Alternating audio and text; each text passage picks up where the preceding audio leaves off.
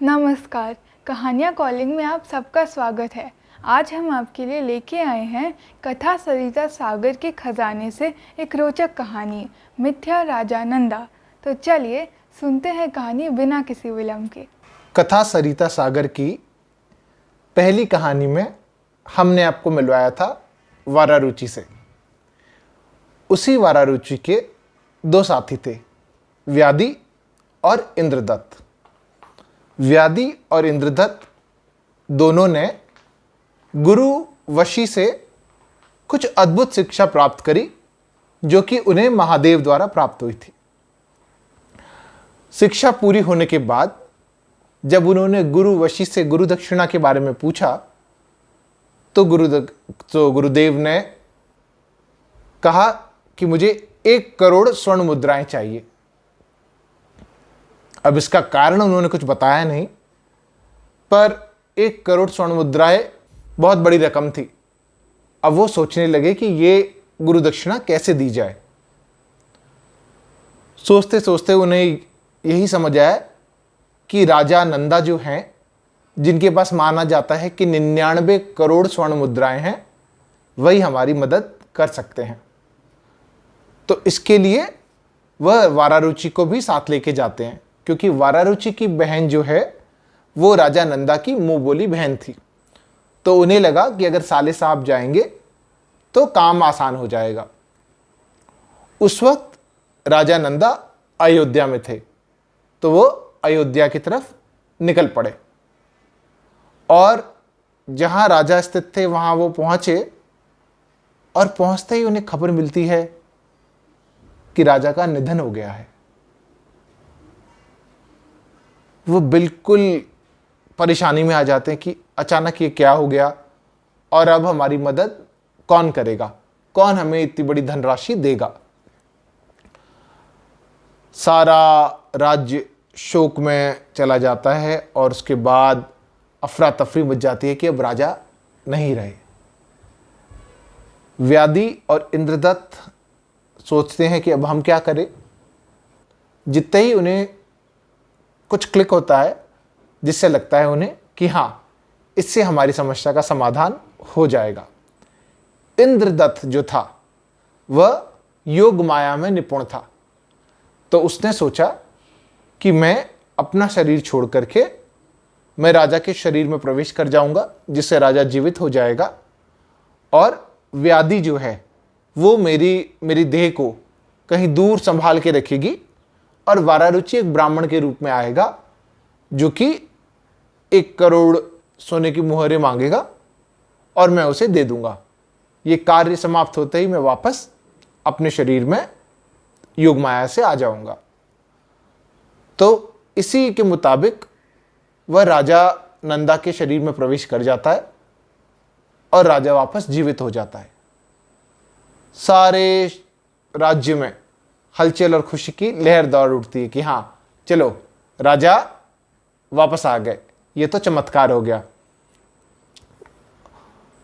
और इसके बाद जब वो राज्य को अपने लौटते हैं तो वहाँ वारारुचि आता है एक ब्राह्मण के रूप में और राजा से, यानी मिथ्या राजा नंदा से वो प्रार्थना करता है कि मुझे 1 करोड़ स्वर्ण मुद्राएं दी जाए। राजा तुरंत कहता है, हाँ जी, इसे 1 करोड़ स्वर्ण मुद्राएं दी जाए। अपने मंत्री शातकल को कहता है। शातकल जो रहता है वो बड़ा ही चतुर प्राणी रहता है। वह सोचने लगता है कि राजा के निधन के बाद अचानक राजा का वापस जीवित हो जाना, फिर उसी वक्त एक ब्राह्मण का आना और उनसे दान मांगना और राजा का बिना विचार किए उसे दे देना, कुछ तो भी गड़बड़ है, यहाँ कुछ तो ठीक नहीं चल रहा है। तो वह सोचता है क्या किया जाए और वो राजा से कहता है, जी हाँ, स्वर्ण मुद्राएं राजकोष से मंगवाता हूँ, मुझे थोड़ा समय दीजिए। इस बीच में वो पता करता है और उसके ज्ञान से भी उसको समझ आता है कि ये राजा नहीं है, जबकि राजा के शरीर में कोई घुसा हुआ है और यह जो ब्राह्मण मांगने आया है धन, ये राजा का इसी व्यक्ति का कोई परिचित है और ये लोग 1 करोड़ स्वर्ण मुद्राएं हथियाना चाहते हैं। तो वह यह समझ करके और राज्य के विषय में सोचते हुए कि हाँ, राजा के कई सारे दुश्मन हैं और अगर उन्हें यह खबर मिल गई कि राजा जीवित नहीं है तो वह राज्य पे आक्रमण भी कर सकते हैं। इसके लिए वह कहता है राजा से कि अभी सारे राजकोष के कर्मचारी या तो छुट्टी पे हैं या किसी त्योहार के कारण से इधर उधर में लगे हुए हैं, तो वो जैसे ही लौट आते हैं मैं इस ब्राह्मण को 1 करोड़ स्वर्ण मुद्राएं दिलवा देता हूँ। और यह कहने के बाद वह सिपाहियों को आदेश देता है कि जितने भी मृत शरीर राज्य में पड़े हों, पुरुषों के मृत शरीर, उनका अंतिम संस्कार कर दिया जाए। तो राजा के सिपाही जाते हैं और सारे मृत शरीर का अंतिम संस्कार कर देते हैं। वह खोजते खोजते दूर व्याधि के पास भी पहुंच जाते हैं, जहां की इंद्रदत्त की देह जो है वह संभाल के रखती है, और उसकी बात बिना सुने उससे छीन करके उसको ले जाते हैं और इंद्रदत्त की शरीर को जला देते हैं। यह होते ही व्याधि रोता बिलखता महाराज के पास आता है, यानी इंद्रदत्त के पास, जो कि नकली राजा नंदा बना था, और उसे सारी कहानी बताता है और कहता है कि आपके जो सैनिक है इन्होंने घोर पाप किया है। उन्होंने एक व्यक्ति का जो कि गहन योग में था, जो कि मृत के समान प्रतीत होता है, उसको जला दिया, उसके प्राण ले लिए, तो इसका न्याय करो आप। राजा सोच में पड़ जाता है और राजा बड़ा परेशान हो जाता है कि अब तो मेरी देह जल गई। बिल्कुल राजा के चेहरे की हवाइयां उड़ जाती है कि अब मैं क्या करूंगा। और उधर वो उसका मंत्री शाक्तल ये सब देख रहा होता है। उसको समझ आ जाता है कि जो उसने सोचा था वो बिल्कुल सही है। तो यह नकली राजा नंदा है और यह जो व्यक्ति राजा नंदा के शरीर में प्रवेश किया था उसी का शरीर जला दिया गया है, तो अब ये कहीं जा नहीं सकता। तो वो कहता है राजा से कि हाँ, वो जो राजकोष के कर्मचारी अभी तक लौट नहीं पाए, तो मैं खुद जाता हूं और वहां से 1 करोड़ स्वर्ण मुद्राएं लेकर आता हूं। इधर व्याधि और मिथ्या राजा नंदा यानी इंद्रदत्त आपस में बात करते हैं और व्याधि भी बहुत चतुर होता है।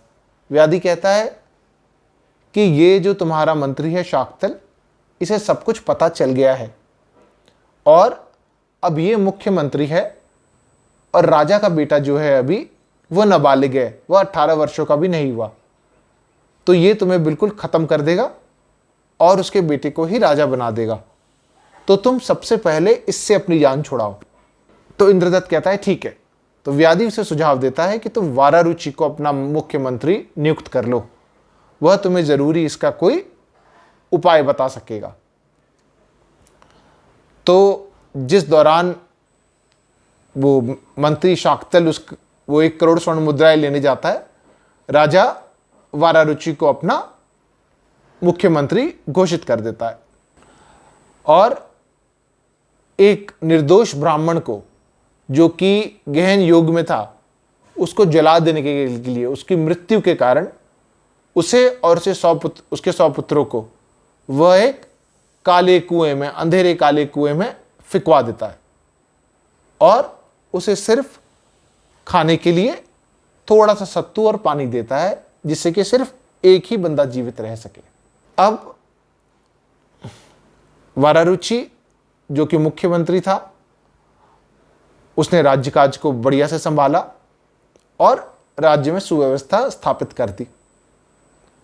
इधर जो पूर्व मंत्री था शाक्तल, वह अपने पुत्रों से कहता है कि यह इतना सा सत्तू और पानी है जो शायद एक व्यक्ति को भी जीवित रखने में समर्थ हो, तो इसमें से वो वही उसको खाए जो कि मेरा प्रतिशोध ले सकता है, क्योंकि ये मेरे साथ अन्याय हुआ है। और इसका प्रतिशोध मैं लेके रहूँगा। तो उसके पुत्र कहते हैं कि आपसे ज़्यादा होशियार और समझदार कोई नहीं है, तो इस सत्तू और पानी का सेवन आप ही करो। और उसकी आंखों के सामने उसका एक एक पुत्र मरता जाता है और वही मृत शवों के बीच में वह प्रतिशोध लेने की ठानता है और जीवित रहता है। इधर वारारुचि, जिसपे कि माता सरस्वती और माता गंगा की कृपा थी, उसे धन धान्य से संपूर्ण करते हैं और माता सरस्वती स्वयं उसके कार्यों में उसका मार्गदर्शन करती है। इधर व्याधि गुरुदेव को दक्षिणा देकर के अपने ऋण से मुक्त होते हैं और वापस आकर के इंद्रदत्त यानी नकली राजा नंदा को कहते हैं कि अब मैं संन्यास लेने जा रहा हूँ।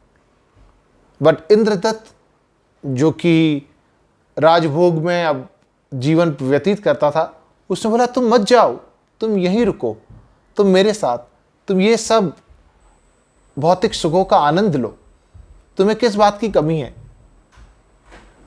व्याधि कहता है ये भौतिक सुख तो केवल क्षणिक है, इसी की मोह माया में से बचना है हमें, शरीर तो एक दिन मिट्टी हो जाना है, तो मैं क्यों इन सुख साधनों के चक्कर में पड़ूं। तुम अपना राज्य संभालो, भगवान तुम्हारी लंबी आयु करे और मुझे जाने की अनुमति दो, बोल करके व्याधि संन्यास को चला जाता। धन्यवाद। आशा है कि आपको ये कहानी पसंद आई हो। हम कथा सरिता सागर की और कहानियाँ लाते रहेंगे। Don't forget to like, subscribe and share our channel and do leave your comments.